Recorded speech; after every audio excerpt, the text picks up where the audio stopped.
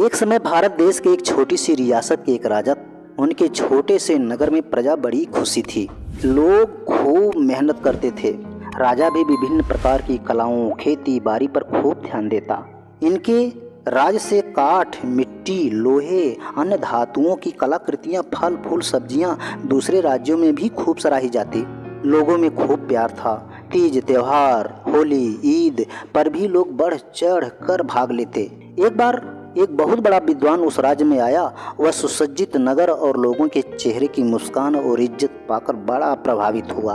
एक दिन उसने राजा से उसी राज्य में बसने के लिए निवेदन करते हुए बोला, महाराज, मैं अपनी विद्वता से राज्य की जनता को इस लोक से उस लोक का दर्शन अध्यात्म के जरिए कराया करूंगा। पूजा भजन से देशभक्ति में चार चांद लगा दूंगा। कर्म कांडों के जरिए पूरे राज्य का दोष मिटा के शुद्ध कर दूंगा। अपना ये नगर खूब विकास करेगा।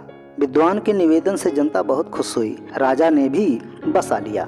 विद्वान के यहाँ खूब भीड़ जुटने लगी। कितने मोह माया छोड़कर उस विद्वान के भक्त हो गए। लोग पूजा यज्ञ में बढ़ चढ़कर भाग लेने लगे। नगर भक्तिमय हो गया। देश भक्ति के राग आलाप रहा। अब देव भक्ति के भजन गुनगुनाने लगा। फलतः खेतों, खलिहानों और अन्य कला के काम करने वाले भी ढीले पड़ने लगे। विद्वान मालामाल हो गया। उसको लोग देवता मानने लगे। परम विद्वान को अब और लालच बढ़ा। उन्होंने लोगों को कर्म कांडों के जरिए परस्पर आरोप मढ़कर वैमनस्यता पैदा करवा दिया। गली गूचे बंद होने लगे। लड़ाई झगड़ों की शिकायतें राज दरबार में बढ़ने लगे। 6 महीना के अंदर ही वह नगर बहुत ही गरीब होने लगा। विद्वान खुद बादशाह का सपना देखने लगा। राजा का माथा ठनक गया। वह अपने कुशल गुप्तचर से पूछा, ये नगर में क्या हो रहा है? क्यों हलचल मचा हुआ है? इतनी शिकायतें तो कभी नहीं आती थी। गुप्तचर ने बताया, महाराज, सब कर्म कांड के बसीभूत हो गए हैं। सारी प्रजा स्वार्थी निर्मम हो गई है। यह विद्वान की कुटिल चाल हो सकती है। राजा ने यह जानने के लिए विद्वान को बुलाकर अपने एक मंत्री के साथ उसे 15 दिनों के लिए देशाटन पर भेज दिया। हफ्ते भर बाद ही नगर की दशा बदलने लगी। राजा सब कुछ समझ गया।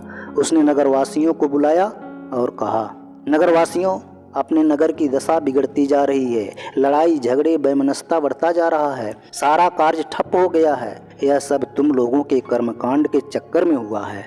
अरे कर्म ही पूजा है। अब देव पूजा कर्मकांड को छोड़कर कर्म पूजा में लगिए।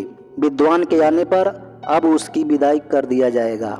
विद्वान के आने पर कुपित राजा ने विद्वान के मुंह पर कालिख पोतकर, जूतों की माला पहनाकर, गधे पर बिठाकर पूरे राज्य घुमाकर नगर से निकाल दिया।